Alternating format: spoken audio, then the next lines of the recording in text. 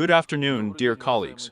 I am glad to welcome you to the press center of the Russian Foreign Ministry at the briefing of the ambassador at large on the crimes of the Kiev regime, Radion Valeryevich Miroshnik. During today's event, a report will be presented on the criminal acts of the Kiev regime, committed during the first quarter of 2025 year. After Radion Valeryevich's introductory speech, you will have the opportunity to ask the questions you are interested in. At the same time, we would ask you to stick to the subject of our briefing today. I would like to draw your attention to the fact that our events are being held live today, broadcast on the main digital resources of the Ministry of Foreign Affairs, and simultaneous translation into English and French is provided. Please, Radion Valeryevich, you have the floor. Good afternoon, ladies and gentlemen.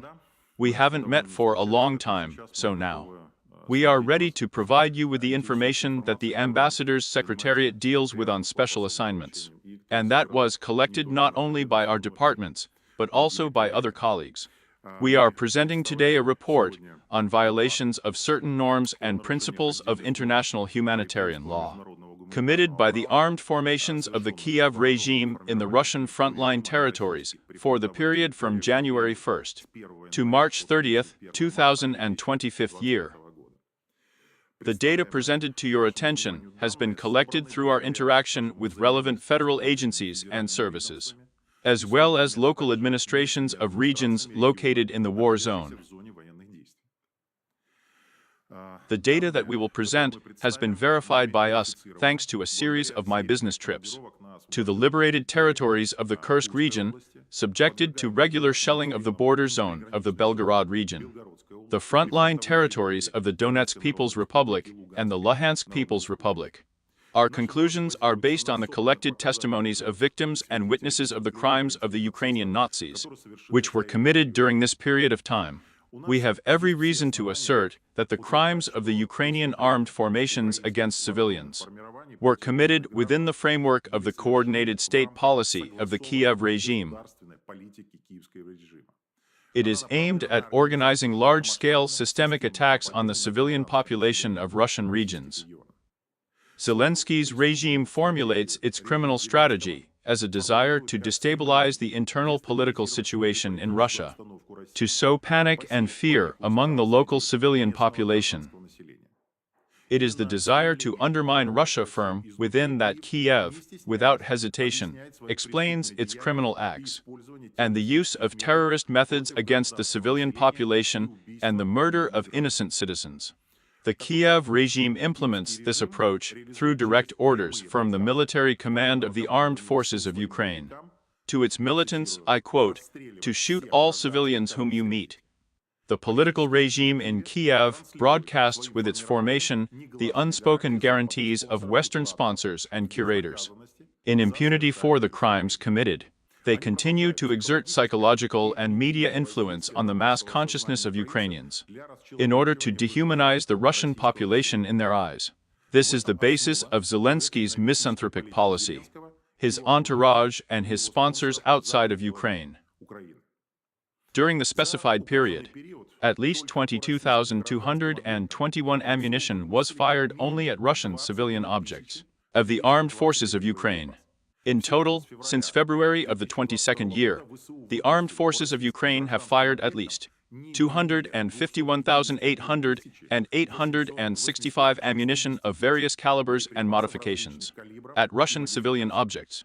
The increase in the number of attacks and civilian casualties is directly related to the policies of Zelensky and his curator, their reactions to international events. This underlines the deliberate nature of Ukrainian crimes against civilians living in these territories. A sharp increase in the number of Ukrainian attacks was noted in the last weeks of March. This is how Kiev reacted to the beginning of the negotiation process between Moscow and Washington. The number of arrivals during this period reached 300 per day, or more than 2,000 arrivals per week, which is about a quarter more than the weekly figures of January and February. During the same period, civilian infrastructure facilities in the Belgorod region, Donetsk People's Republic, Kherson, Kursk and Zaporozhye regions, as well as the Luhansk People's Republic were most often shelled. In the period from the 1st of January to the 31st of March, At least 1,489 civilians suffered from the actions of the armed forces of Ukraine. According to the data verified by us, 1,197 people were injured, 292 civilians were killed. During the same period, 68 minor children suffered at the hands of Ukrainian militants. 5 of them will forever remain children, they died. In total, at first, at least 21,000 civilians suffered from the actions of Ukrainian formations. According to our data, 14,287 people were injured, including 880 minor children. 6,715 people were killed, including 218 minors. After the 18th of March, the date of telephone conversations between Presidents Putin and President Trump, the number of victims of the shelling of the armed forces of Ukraine increased by at least a third. In the last 2 weeks of March, more than 150 civilians a week became victims of the armed forces of Ukraine. The largest number of civilians injured during this period falls on the Donetsk People's Republic. 429 civilians were wounded there, including 30 minor children, and 70 people were killed. In the Kursk region during this period, without taking into account civilians who suffered in the territories temporarily controlled by the armed formation of Ukraine, 375 people were injured, 260 of them were injured, including 9 children were killed, and 115 people were killed. 169 civilians were injured in the Belgorod region, 148 of them were injured, including 8 minors, 21 people were killed, including 2 children. 97 civilians were injured in the LPR, where military operations continue only in the northwest of the republic. 80 people were injured, including 2 children, and 17 civilians were killed. The statistics we have collected have not yet included information about the residents of the Kursk region who were shot, brought to death and tortured.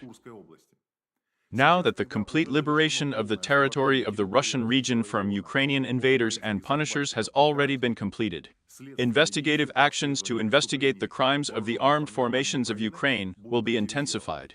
In a number of localities, such as Nikolaev, Daryana, Plekova, Geva in the Kursk region, only half of the civilians of those who could not evacuate at the time of their capture by the Ukrainian Nazis lived to be liberated. The Investigative Committee of Russia has already collected the testimony of civilians who survived, being in the territory under the control of the Ukrainian Nazis, which contains data on the deaths of hundreds of civilians buried in gardens and vegetable gardens near their homes, as well as in unmarked graves.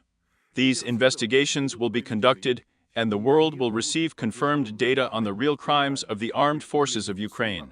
In the Kursk region, we already have preliminary data on civilians brutally killed and tortured by Ukrainian militants in Russian Porekny, Mali-Lokhny, Cherkasy Porekny, Makhnovka, and a number of other settlements in the Kursk region. Ukrainian militants who were captured by the Russian military have already given numerous confessions that they received orders directly from their commanders not to spare civilians, to kill everyone who meets, to reset all civilians who arouse suspicion. This is another confirmation of the state policy of Zelensky and his clique, which is aimed at the destruction of civilians, which is a grave war crime that has no statute of limitations. More than 800 civilians have already been evacuated from the liberated territories of the Kursk region, under the shelling of the Afu. Of these, more people have already given detailed testimony about the occupation regime that was established by the armed forces of Ukraine in the occupied territories, about the facts of shootings, bullying of local residents, total looting, and the prevailing violence. Since the beginning of the year, 4 exchanges of prisoners of war have already been carried out. 596 Russian servicemen have been returned to their homeland. Now psychologists, investigators, and doctors continue to work with the last group of servicemen returned home. But the overwhelming majority of the previously interviewed military testifies to the existence of a whole network of secret prisons, located both in the gray zone along the line of contact and in parallel with the official places of detention of prisoners of war in Kharkiv, Kiev, Kryvyi Rog, and other Ukrainian cities.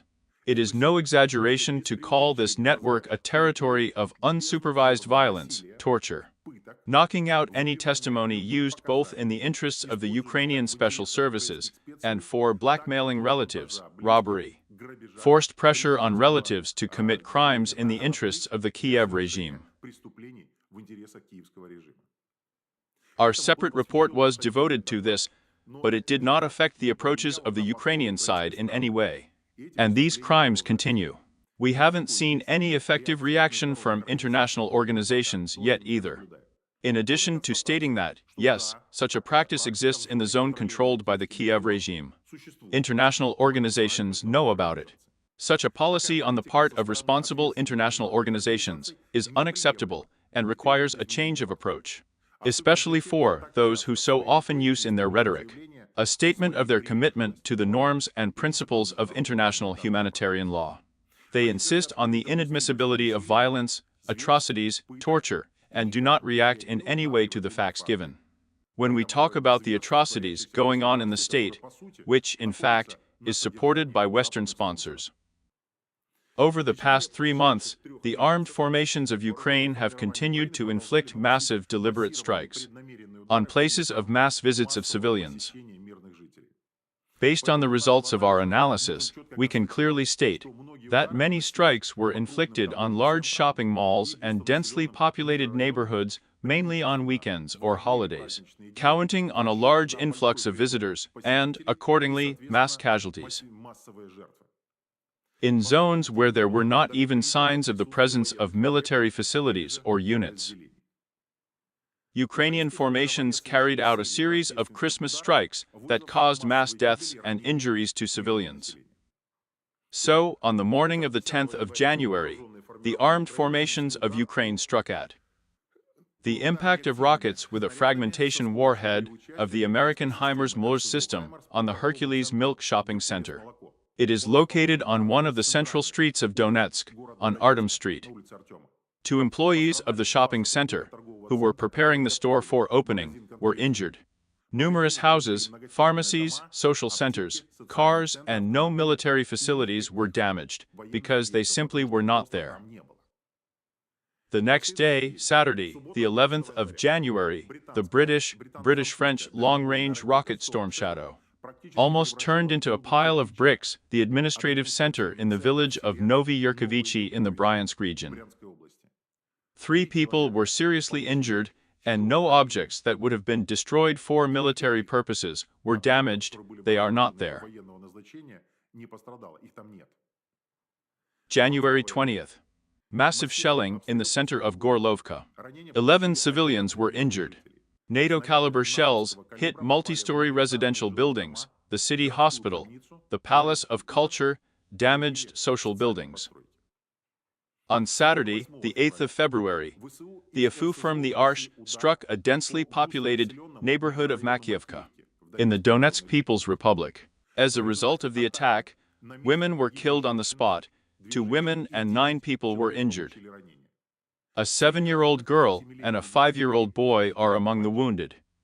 Hundreds of apartments, dozens of cars, and not a single military facility were put into disrepair.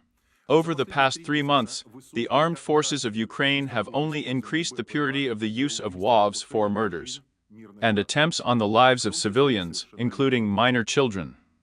During this period, 409 civilians were injured by Ukrainian drone attacks, 23 people were killed, including 3 children, 286 people were injured, including 24 minors. The armed forces of Ukraine focused on launching aircraft-type drones at civilian objects that are located at great distances from the line of contact. The AFU record was the launch on the night of the 11th of March of 337 long-range drones, which were sent to civilian objects in the regions within a radius of up to 1,000 kilometers from the line of contact. The results of such strikes were damage to residential high-rise buildings, infrastructure facilities, and civilian industrial enterprises. The second type of WAV is shock quadricopters, F-drones, aimed at pinpoint strikes on civilians and objects in the frontline zone. Ukrainian fiends have declared a hunt for civilian vehicles. Most often, attacks on buses were inflicted in Gorlovka, Donetsk People's Republic, Shebekino, Shebekinsky, Gravoronsky, Krasnoy-Russky districts of the Belgorod region.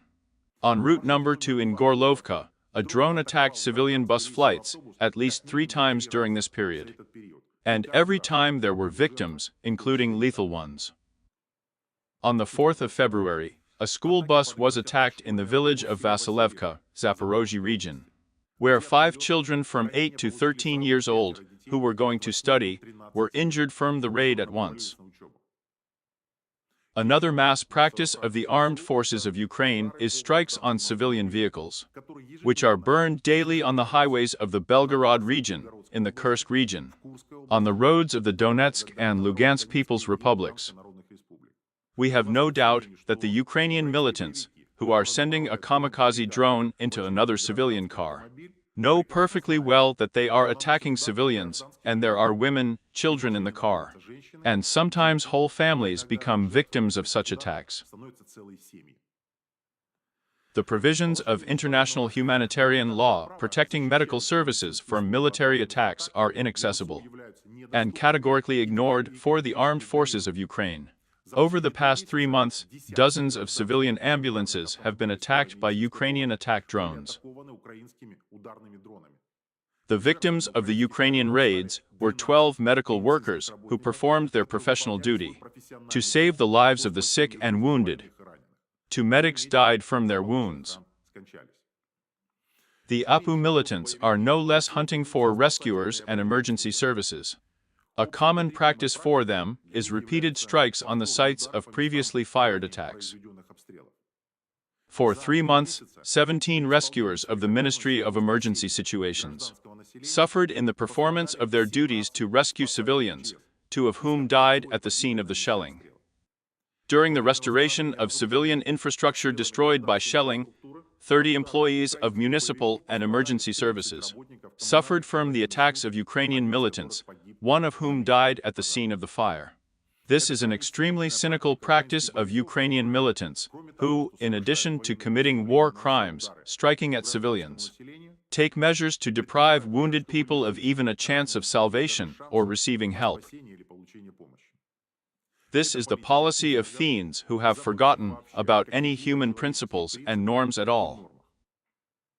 During the same period, Ukraine, in fact, committed another extremely significant crime. Against the background of an almost complete lack of trust between the parties to the conflict, it completely ignored and disrupted the agreement reached with the mediation of the United States on the introduction of a 30-day moratorium on strikes on energy facilities. In total, during the moratorium, Ukraine has inflicted 144 strikes on energy infrastructure facilities on the territory of 19 constituent entities of the Russian Federation. Kiev has practically not changed its criminal tactics of attacking civilian infrastructure during the conspiratorial period. Moreover, he made several frankly demonstrative strikes on large energy facilities, which clearly demonstrated Kiev's attitude to completely ignore the agreements reached on any restrictions on the conduct of military operations. About 50 transformer substations were damaged by shelling, including the large Troitskaya power substation in the Luhansk People's Republic, which provided electricity to more than 36,000 subscribers.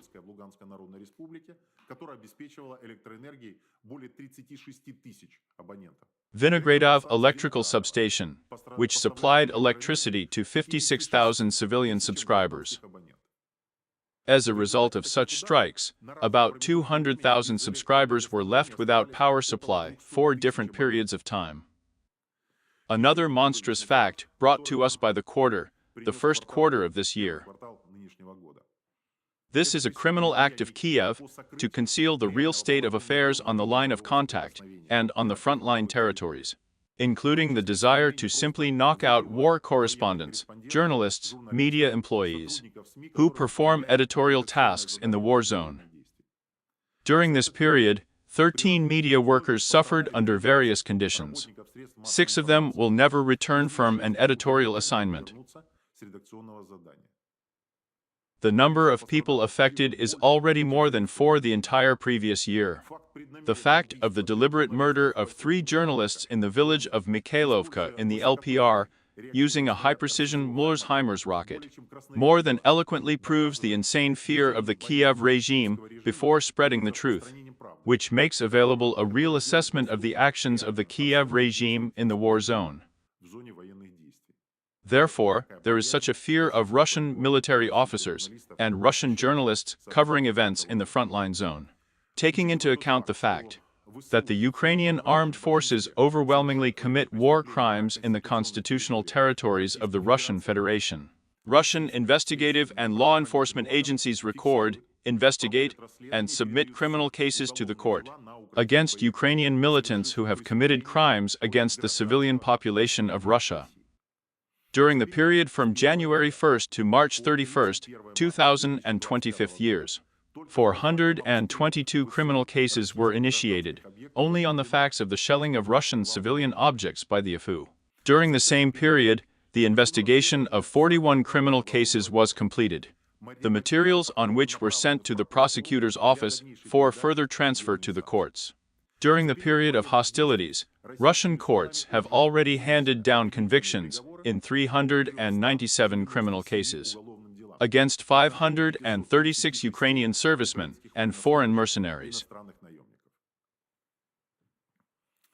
In conclusion, I would like to highlight several definitions that characterize the current state and criminal activities of the Kiev regime against the civilian population and violations of international humanitarian law.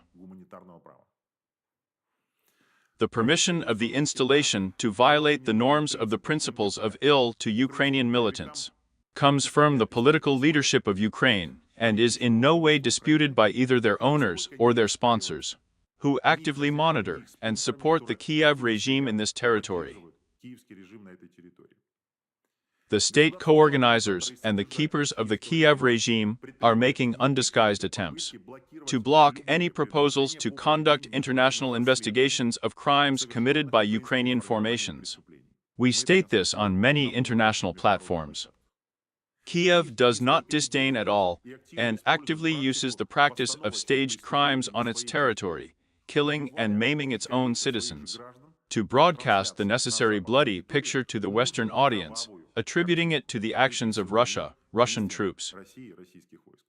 Today, we are witnessing a dangerous trend that, in the context of attempts by the United States and Russia to find options for a peaceful settlement of the situation, the danger of provocation by the Ukrainian side is only increasing. At the same time, as practice shows, Kiev is inclined to organize such provocations on its territory, along with the death and injury of its own citizens, and in conditions when an independent investigation of these incidents is almost impossible. I have outlined the main positions that were included in our report on the first quarter of 2025 year. I think that it will be published on the resources of the Russian Ministry of Foreign Affairs in the next few minutes. It will be available in printed or electronic form in Russian and English. Thank you so much for your attention. Thank you very much, Radion Valeryevich. Yes, indeed, our report will soon be published on the website of the Ministry of Foreign Affairs and on all the main feeds in the Ministry's social networks. Then we turn to your questions, dear colleagues. Please, Portal Ukraine. Rumia Russia Today. Yes. Hello, Radion Valeryevich. Thank you very much. This is very important, especially for our publication and for our subscribers of the topic. The question is there a possibility that the Russian justice system will organize a trial of representatives of the criminal Kiev regime in the likeness of Nuremberg, which can be considered indicative, and thereby achieve a vivid propaganda effect that will be focused on our society and on the Western audience?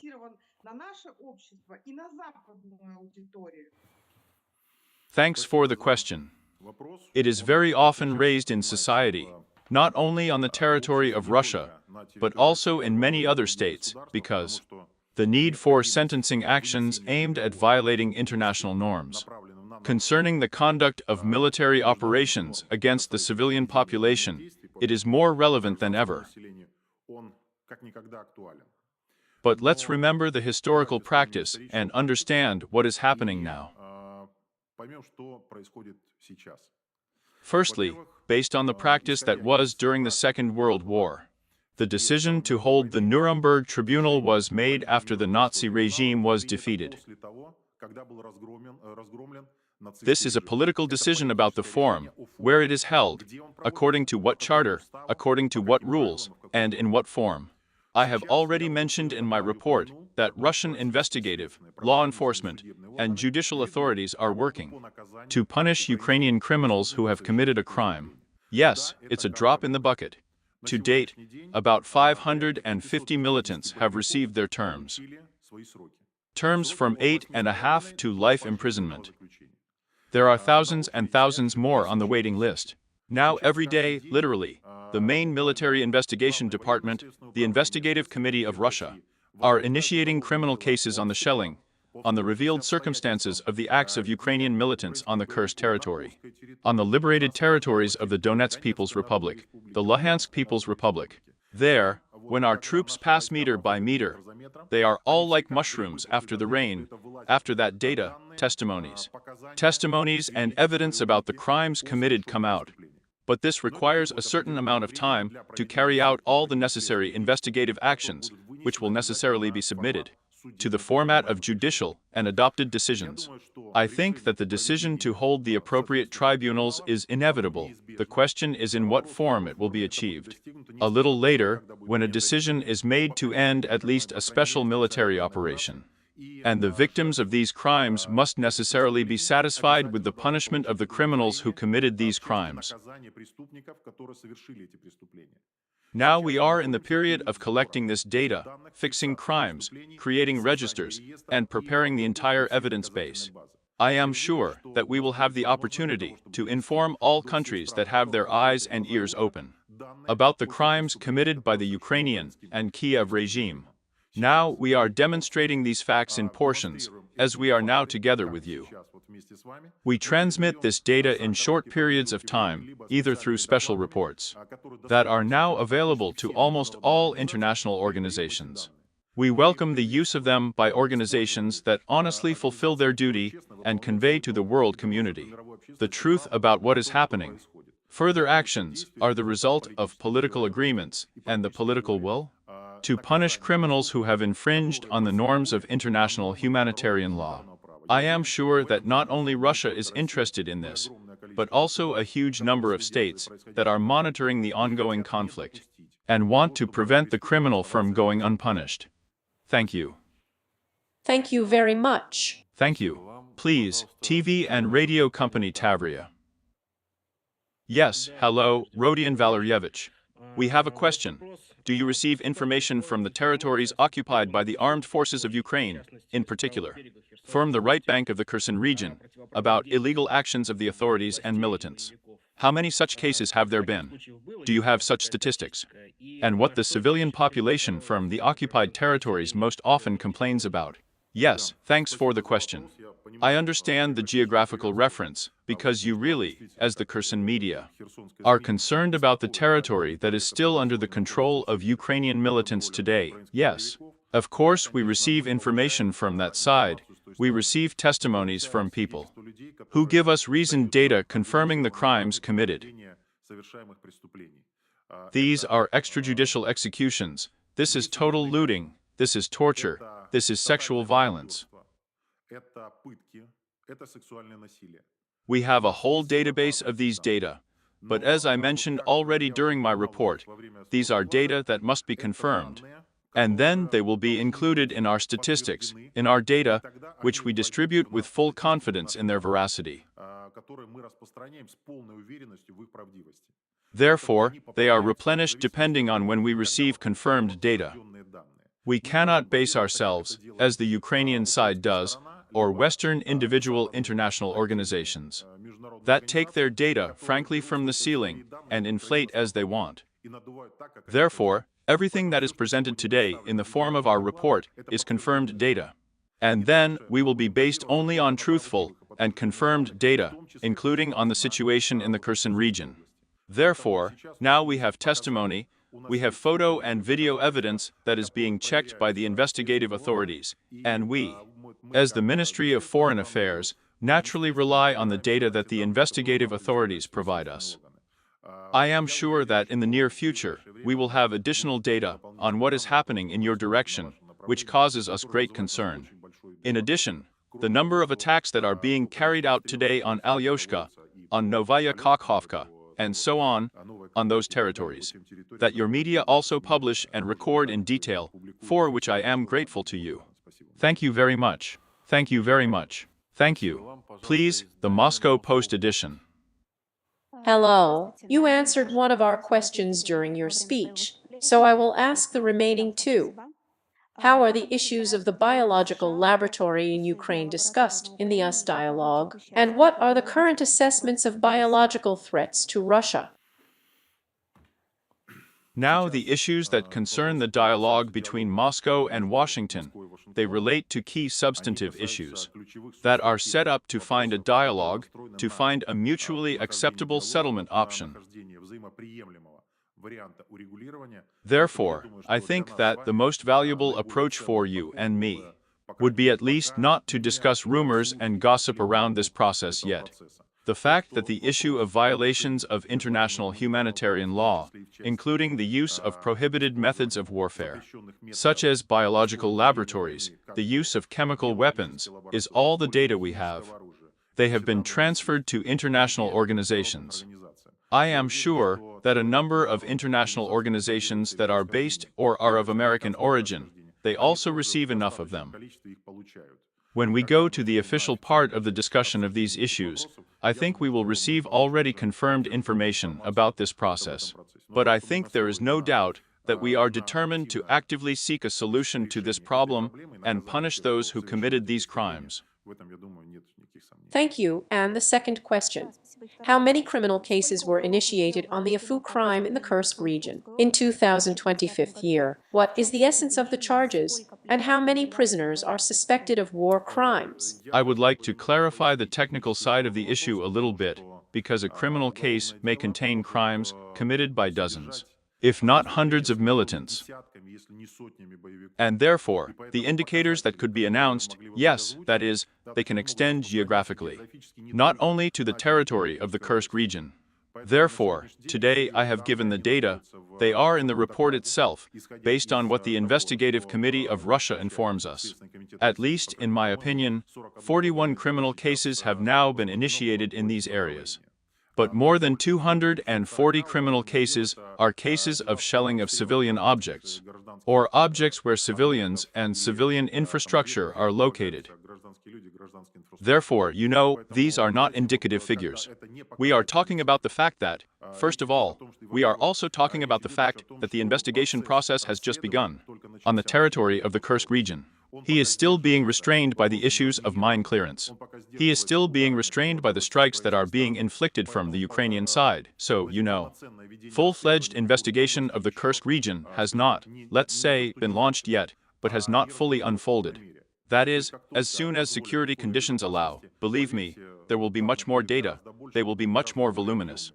Therefore, even if I would name some figures, they would not be indicative today. We have the attitude of all our investigative and law enforcement agencies to make public all the facts of crimes that were committed on the territory of the Kursk region during these 264 days that it was under. Part of it was under the control of Ukrainian armed formations. Believe me, based on the partial data that we have, these are hundreds and hundreds of criminal cases that will be initiated in the very near future. Thank you. Thank you. Colleagues, will anyone have any more questions? Yes. Can I have the International Life magazine? Yes, please. Hello. We have a question. Did the Apu destroy the Gurnalsky monastery in the Kursk region? And what do you think is the reason for such aggressive actions of the Ukrainian side? Thank you. You know, it was you who raised a whole layer of issues, which, and the manifestation of the burnt Gornal monastery, is only one of the markers, of which, unfortunately, we have hundreds. These are the facts of destruction or damage to Orthodox buildings along the line of contact on the territory of Belgorod, Kursk, on the territory of Donbass, Novorossiya, and the facts of mockery of literally the Orthodox Ukrainian Orthodox Church, on the territory of the rest of Ukraine, which is still controlled by the Kiev regime. Therefore, now this trend suggests that the desire of the Kiev regime to literally cut off the population from their Orthodox roots, which are the basis or a staple for the self-identification of these people, therefore it causes outright hysteria on the part of the Kiev regime, who are trying to swear allegiance to any religion, to swear allegiance to any master, just for the sake of their own well-being or their own income. Therefore, this is a process of fooling and a process of hatred carried by the Orthodox Church, which carries those basic principles that come to people with the adoption of orthodoxy. Therefore, the Gornal monastery is only a part of it.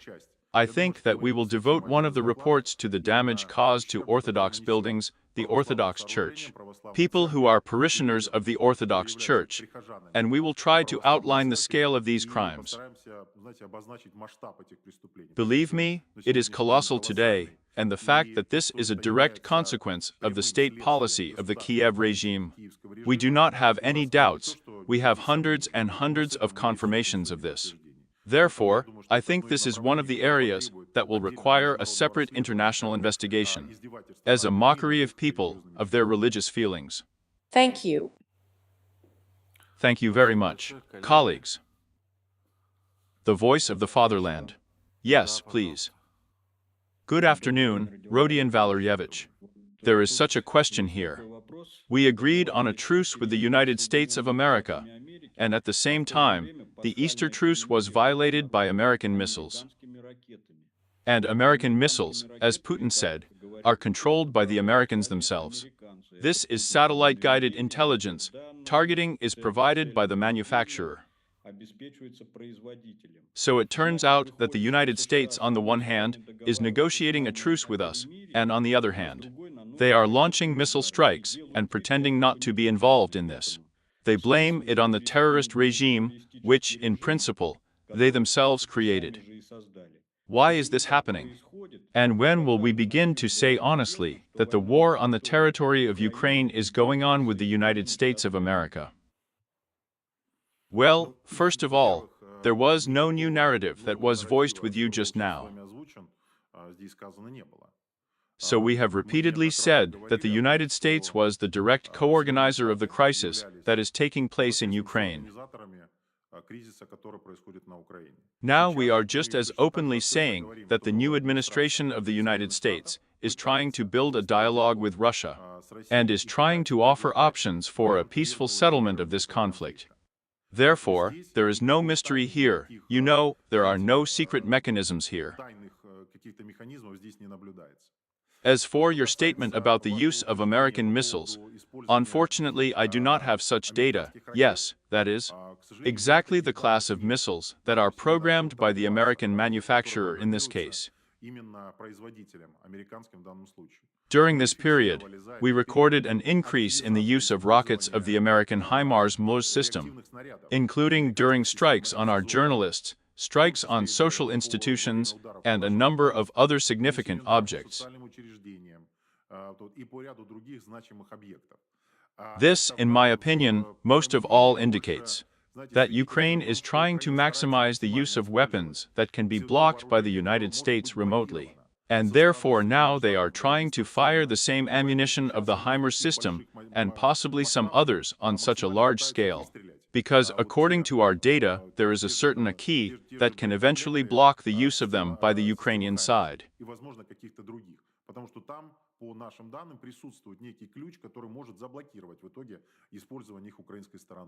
Unfortunately, I do not have any data on programming or goals that would be introduced by the American side. Perhaps these are NATO structures, perhaps these are separate headquarters, which I have repeatedly mentioned in Western publications. But here I do not exclude these options at all, and, for example, from the fact that we have used British and French long-range missiles during this time, and we are talking about this in our report, and the position, in particular, of a number of European states, and it cannot be called striving for peace in any way lately.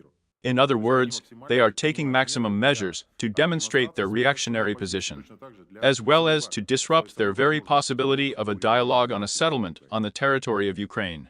Yes, I agree, but they are all controlled by the United States of America, Europe, and Ukraine. And so, judging by the purpose of your official duties, it is necessary to record the crime of the Kiev regime, which means that the crimes of the United States of America and NATO are not included in your official duties.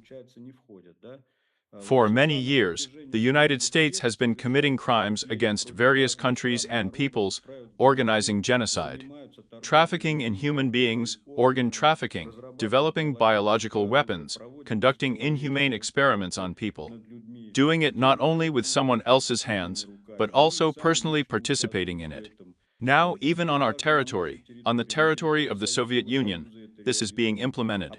And the ruling class of Russia pretends that it's as if some Kiev regime is arranging something here on its own. That's what this blindness of the ruling class of Russia is connected with. You know, I honestly would not welcome variants of such rally rhetoric. That is, when there are statements that, let's say, do not correspond much, are not supported at least by clear arguments. We are holding this briefing today in order to present you with verified facts that can be used in your work, and as an evidence base for the conclusions that you have made now, formulating your question. Therefore, we strongly support your activities in this direction, but we urge you, when conclusions are made, when accusations are made against one or another address, to clearly use a reasoned base, and thus, believe me, our position will then be much more weighty, evidence-based on international platforms. Because, believe me, on international platforms we often encounter the extremely reactionary position of a number of states, which, when we raise the topic that we are discussing at the briefing today, they simply say, "Why are you wasting our time? We don't want to know anything about it." We insist that it means that all violations of international humanitarian law with confirmations, facts, and evidence will be presented to any state that has its ears and eyes open and wants to understand the situation that is happening on the territory of Ukraine with an open mind. Therefore, I call for reasoned evidence-based actions, which will be extremely difficult to refute, even for those who have a negative attitude towards our policy. Thank you. Thank you very much. Colleagues, if there are no more questions, thank you very much for taking part in today's briefing and asking all the questions you are interested in. In conclusion, there may be a couple of words. Radion Valeryevich, can you say more? I am extremely grateful to you for your participation, for your interest in the topic being raised.